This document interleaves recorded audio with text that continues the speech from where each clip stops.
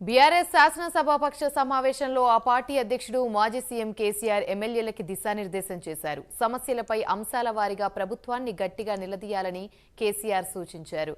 నాడు రైతు బంధు తీసుకొచ్చిన ఉద్దేశం, ప్రయోజనాలను ప్రజలకు వివరించాలని కేసీఆర్ ఎమ్మెల్యేలు, ఎమ్మెల్సీలని కోరారు.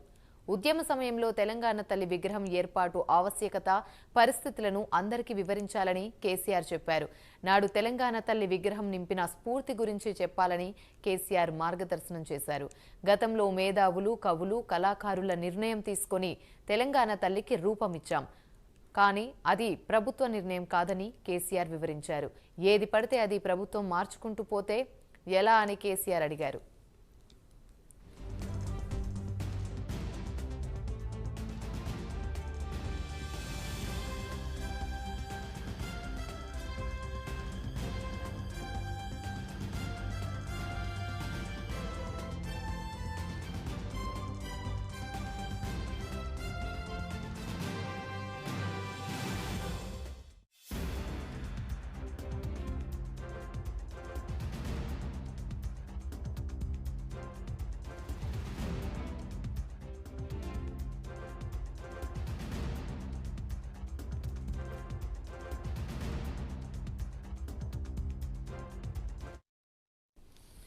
విగ్రహం మార్పు మూర్ఖత్వం, ప్రభుత్వాలు చేయాల్సిన పనులు ఇవేనా అని కేసీఆర్ ప్రశ్నించారు.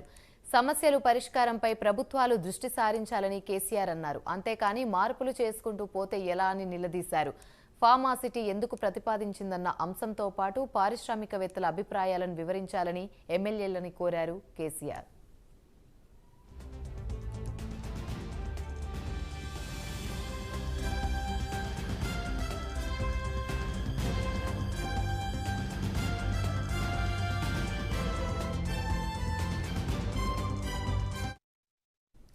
రాష్ట్ర ప్రభుత్వం అన్ని రంగాల్లో వైఫల్యం చెందిందని కేసీఆర్ విమర్శించారు. నిర్బంధ పాలన గురించి సమావేశాల్లో ప్రస్తావించాలని సూచించారు. ఎమ్మెల్యేలకు, ఎమ్మెల్సీలకు ఎమ్మెల్యేలు, ఎమ్మెల్సీల ప్రోటోకాల్ విషయమై నిలదీయాలని కేసీఆర్ ఆదేశించారు.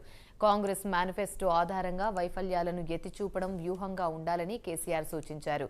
ఫిబ్రవరిలో పార్టీ పరంగా బహిరంగ సభ నిర్వహించి సర్కార్ వైఖరి ఎండగడతామని కేసీఆర్ ప్రకటించారు. ఫిబ్రవరి తర్వాత పార్టీలో అన్ని కమిటీలు ఏర్పాటు చేస్తామని, ఆ తర్వాత సభ్యత్వ నమోదు చేపడతామని కేసీఆర్ వెల్లడించారు. తెలంగాణ తల్లి విగ్రహావిష్కరణ కార్యక్రమం, అసెంబ్లీ సమావేశాలకు హాజరుపై కేసీఆర్ ఈ భేటీలో క్లారిటీ ఇవ్వలేదు.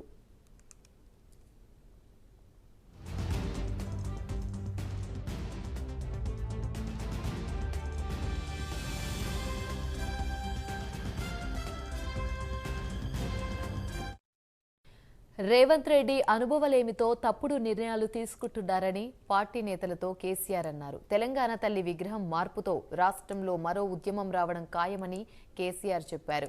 త్వరలో పార్టీపై ఫోకస్ పెడతానని కేసీఆర్ చెప్పారు. పార్టీ శిక్షణ శిబిరాల ఏర్పాటుకు నిర్ణయం తీసుకున్నామని వివరించారు. తెలంగాణ జాగృతితో కమిటీలు వేయాలని నిర్ణయించారు. ఫిబ్రవరి నెలలో వరంగల్లో భారీ బహిరంగ సభ ఏర్పాటు చేయాలని కోరారు.